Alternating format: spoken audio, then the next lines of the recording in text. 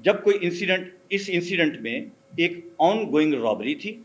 हमारा अफसर वहाँ से एक गुजर रहा था। ये हुस्न इत्फाक है कि वो गलियाँ बहुत तंग हैं और वो गली का एक क्रॉस इंटरसेक्शन बना हुआ था जिसमें से सिर्फ गाड़ी का बोनट नज़र आ रहा था।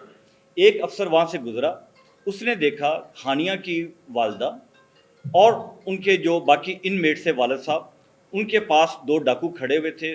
बोथ वर आर्म्ड और वो उनका जेवर उतरवा रहे थे। वो अगर आप उनकी जो स्टेटमेंट है वो आप पढ़ें FIR के अंदर तो उसमें क्लियर है, जेवर उतरवा रहे हैं। वो हमारा अफसर जो दूसरा था असर बाय, वो फौरी तौर पे चंद फीट के फासले पे जो CCD का सेंटर है वहाँ पे गया और उसने अंदर जो हमारा आर्म्ड सेंट्री ड्यूटी के ऊपर मौजूद था उसको इन्फॉर्म किया, उसको अलर्ट किया। हमारा अफसर जो ही बाहर आया, क्रॉस फायरिंग का वहाँ पे स्टार्ट हो गया। अब उसमें आपने ये समझना है कि सिर्फ गाड़ी का बोनट उसको नज़र आ रहा है। जो पहला क्रॉस फायरिंग स्टार्ट हुई है तो डाकुओं ने भाग के गाड़ी के पीछे ओट ली है। ये भी वो फैक्ट है जो रिकग्नाइज्ड फैक्ट है, जो FIR के अंदर मौजूद है। वहाँ से डाकू बैक साइड से एस्केप कर गए हैं फायरिंग करते हुए। उस वक्त CCD के एहलकार को पता नहीं चला कि फायर कहाँ से आ रहा है। वो समझ रहा गाड़ी के अंदर से आ रहा है, क्योंकि गाड़ी ने जब डाकू पीछे एस्केप किए हैं, क्रॉस फायरिंग स्टार्ट हो गई थी, तो गाड़ी के जो ड्राइवर थे हानिया के वालिद साहब, उन्होंने गाड़ी को टर्न किया और उसको स्पीड अप किया।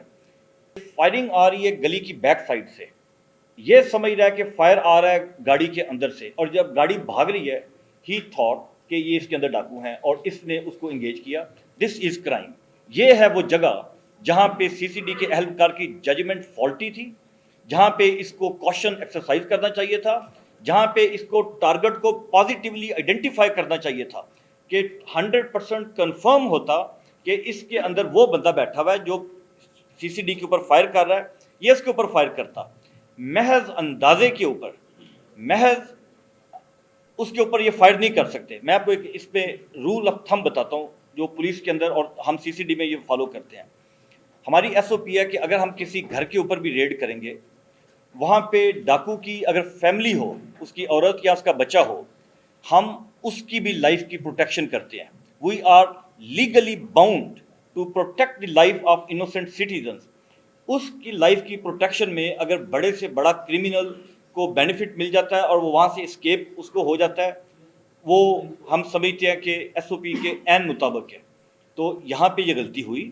इस अफसर की जो जजमेंट थी इट वाज वेरी फॉल्टी और उसने फोर्स का गलत इस्तेमाल किया, और that use of force, excessive force, it led to tragic demise of a little girl and injuries to her brother and father.